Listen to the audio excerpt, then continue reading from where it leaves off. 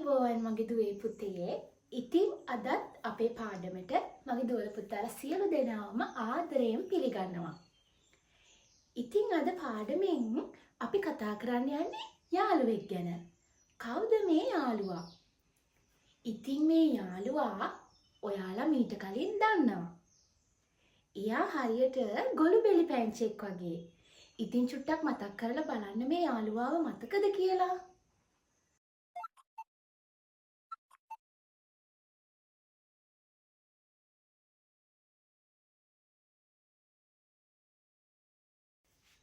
මං හිතනවා දුවල පුතාලට කවුද කියලා මතක ඇති කියලා. එහෙනම් බලමු අපි ඒ කවුද කියලා. ඔන්න බලන් ඉන්නකෝ. මෙන්න මෙහෙම පුංචි රවුම පහළට ඇවිදින් ඔන්න ඔහොම අහසට යනවා අපේ කොම්බු යාළුවා. ඔන්න දුවේ පුතේ මම හිතනවා ඔයගොල්ලෝ හැමදෙනාටම මේ යාළුවාව මතකයි කියලා. අපි මෙයාව කලින් ඉඳන්ම දන්නවනේ. එතකොට මගේ දුවල පුතාලට මතකයිද මේ කොම්බු යාළුවාව අපි අකුරු යාළුවාට යොදන්නේ කොහොමද කියලා? කොයි පැත්තෙන්ද කොතනින්ද කියලා මතකයිද? චුට්ටක් මතක් කරලා බලන්න. දුවේ පුතේ අපි මේ කොම්බු යාළුවාව අකුරු යාළුවාගේ ඉස්සරහින් තමයි යොදන්නේ. ඒ කියන්නේ අපි අකුර ලියන්න කලින් තමයි මේ කොම්බු යාළුවාව ලියන්නේ. උදාහරණයක් විදිහට මම මෙහෙම පෙන්නන්නම්. අපි ගමු ර. ඔන්න ර තියෙනවා. අපි ලියන්නේ මේ පැත්තෙන්ද? නෑ. මේ පැත්තෙන්ද? නෑ. මෙහෙන්ද? නැහැ. අපි ලියන්නේ මෙන්න මෙතනින්. ඒ කියන්නේ අකුරට පෙරයි අපි ලියන්න ඕනේ. අපි තව අකුරක් බලමු. අපි ස අකුර බලමු. ඔන්න අපි ස අකුරට පෙර තමයි මේ කොම්බුව යොදන්න ඕනි. දැන් මතකයිනේ අපේ චූටි දුවල පුතාලට. එහෙනම් දුවේ පුතේ අපි මේ පිල්ලම කොම්බුව කියන්නේ පිල්ලම. එතකොට මේ පිල්ලම යෙදෙන්නේ මොන ශබ්දයටද? පුතාලට මතකයිද? ඔව් පුතේ මේ කොම්බුව යෙදීමේදී අපි යොදා ගන්නා ශබ්දය තමයි ඒ ශබ්දය. ඒ ශබ්දය. එතකොට මේ කොම්බුවේ ප්‍රකාශ වෙන ශබ්දය තමයි ඒ ශබ්දය. අපි අකුරට පෙර මේ කොම්බුව යෙදුවා. එතකොට මෙතනින් ශබ්ද වෙන්නේ රේ කියලා. ස අකුරට පෙර දැම්මා අපි කොම්බුව. එතකොට මෙතනින් කියවෙන්නේ සේ කියලා. එහෙනම් දරුවනේ අපි චූටි ක්‍රියාකාරකමක් කරමු. අකුරකට පෙර කොම්බුව යෙදෙන ක්‍රියාකාරකම අපි කරලා අපි කොහොමද මේ අකුරු කියවන්නේ කියලා චුට්ටක් බලමු. හොඳයි දරුවනේ අපි දැන් බලමු මේ කොම්බුව එහෙම නැත්නම් ඒ ශබ්දය අකුරු වලට යෙදුනහම කොහොමද මේ අකුරු ශබ්ද වෙන්නේ කියලා. මුලින්ම අපිට තියෙනවා අකුර ය. ය අකුරට කොම්බුව යෙදුනහම ශබ්දය තමයි යේ. යේ.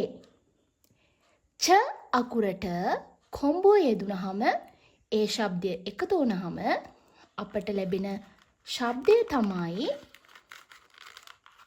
චේ. චේ. ව අකුරට කොම්බුව යෙදුනහම අපට ඇහෙන ශබ්දය තමයි වේ. වේ. හ අකුරට කොම්බුව යෙදුනහම අපට ඇහෙන ශබ්දය හේ. හේ. ඊළඟට ර අකුර.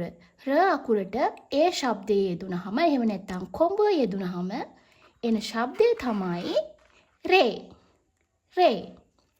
ස අකුරට කොම්බුව යෙදුනහම අපට ඇහෙන ශබ්දය තමයි සේ.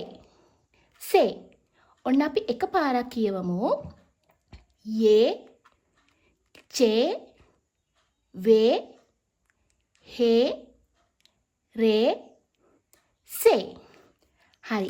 මං දැන් හිතනවා දුවල පුතාලට මේ කොම්බුව යෙදුනහම අකුරු ඉස්සරහින් කොම්බුව යෙදුනහම කොහොමද මේ අකුරු ශබ්ද වෙන්නේ කියලා දැන් හොයාගන්න පුළුවන් ඇති කියලා.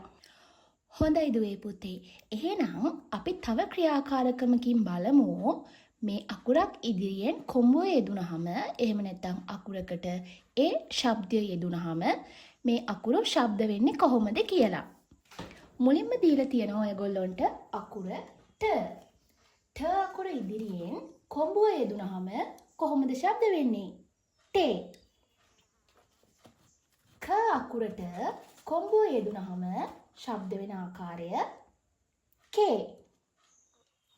ග අකුරට කොඹුව යෙදුනහම ශබ්ද වෙන විදිහ ගේ. ඒ වගේම ඩේ. හොඳයි දුවේ පුතේ. අපි දැන් අද ඉගෙන ගත්ත පාඩම ආපහු චුට්ටක් මතක් කරලා බලමු. නේ. අද අපි ඉගෙන ගත්තේ කොඹුව. කොඹුවෙන් ශබ්ද වෙන ශබ්දය තමයි ඒ ශබ්දය. අකුරකට කොඹුව යෙදුනහම කොහොමද ශබ්ද වෙන්නේ කියලා අපි දැන් බැලුවනේ. ඊළඟට අපි බලමු මේ කොඹුව යෙදුණු වචන මොනවද කියලා. එහෙනම් අපි කියවමු.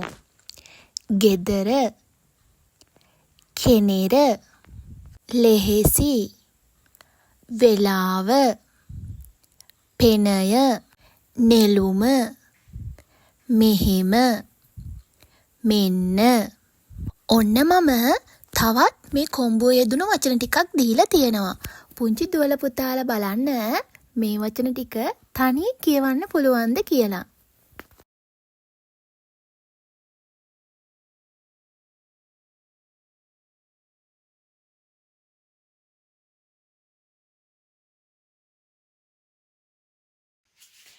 එහෙනම් දුවේ පුතේ මං හිතනවා අද පාඩම මගේ දුවල පුතාලට හොඳට තේරෙන්නේ නැති කියලා. එහෙනම් අපි තවත් දවසක මේ වගේ පාඩමකින් හම්බ වෙමු. මොන හරි ප්‍රශ්නයක් තියෙනවා නම් කමෙන්ට් එකක් දාන්න. එහෙනම් අපි ගිහිල්ලා එන්න. ඔයගොල්ලන්ට සුබ දවසක්. අයබෝවන්.